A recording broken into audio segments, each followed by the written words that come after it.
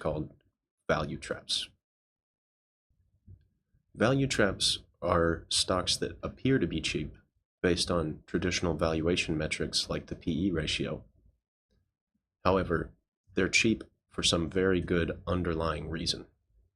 So first we should talk about what can lead a good business to become genuinely undervalued. It typically has something to do with investor emotions. It can take many different forms, but it's typically short-term thinking surrounding things like a negative market sentiment, fear around something like a supply chain shock or regulatory changes, or an overreaction to missed earnings. Lots of things like this can temporarily drive prices down below their intrinsic value. You do have to use caution here though. Just because a stock appears cheap doesn't mean that it offers good value. Sometimes a stock appears inexpensive based on traditional valuation metrics, such as the PE and PS ratio that we discussed earlier. But it's cheap for good reasons. This is something we would call a value trap.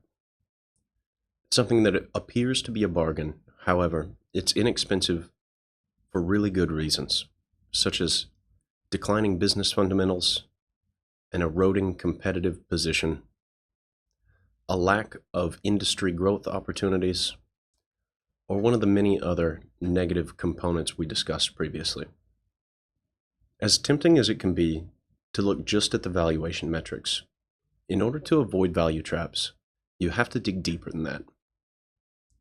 You have to apply the principles we've discussed thus far and investigate that business's fundamentals.